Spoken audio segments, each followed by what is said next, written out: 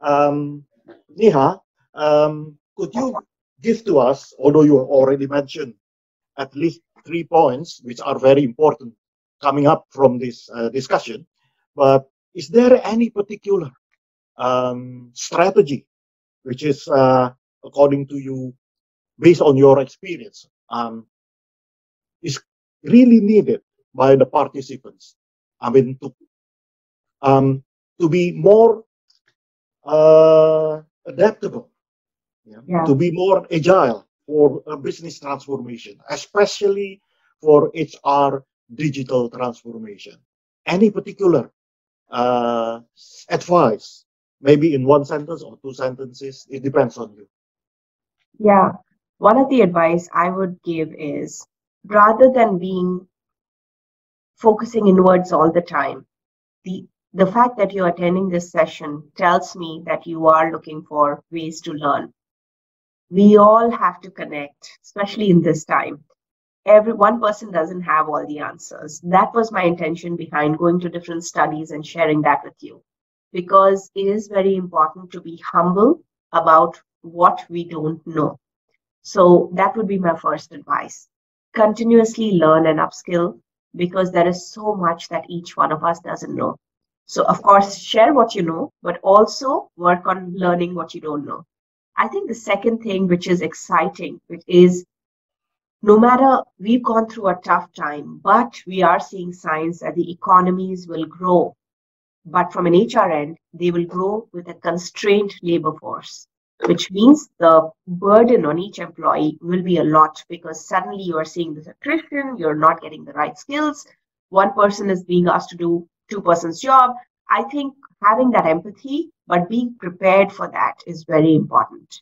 We will not be fully 100% staffed. I think we have to be prepared for a model like that. So, how do you sustain and prioritize? I think from a skill perspective, time management, prioritization, learning about the hybrid work, about the metaverse, all of these things that are coming up every single day are important. Um, but coaching is going to be a big skill. We have been talking about it for a few years, but I think leaders, it's a very difficult time for the leadership team, because they are navigating this change and they're expected to have all the answers all the time.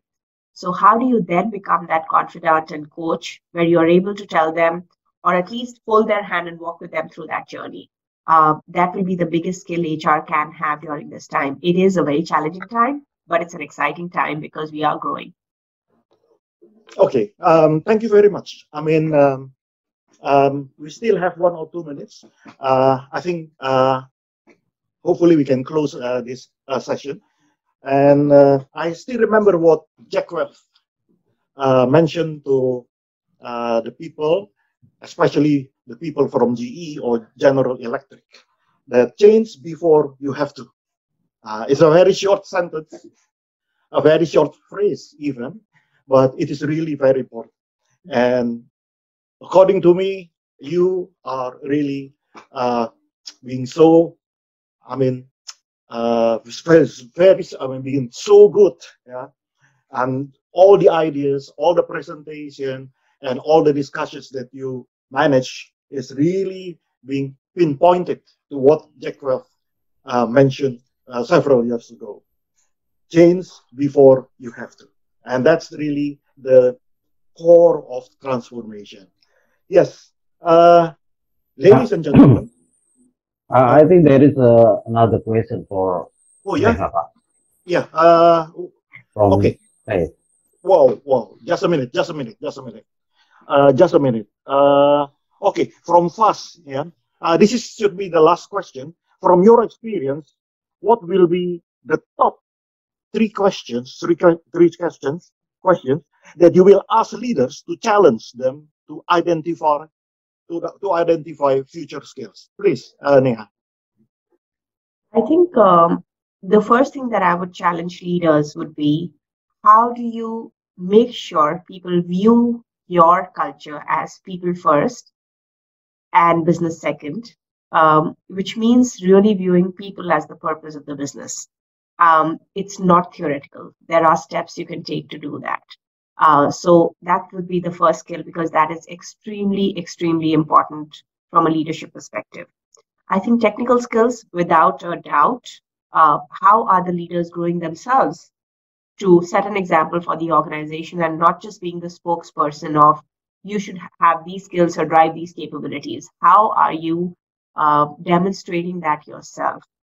And the third, I would say, is how are you enabling the leaders to bring in the data elements so that there is less bias? Of course, there are many studies on eliminating bias in data too, but how are you making sure that they're looking at data, making inclusive decisions, unbiased decisions, and working on an outcome-focused approach?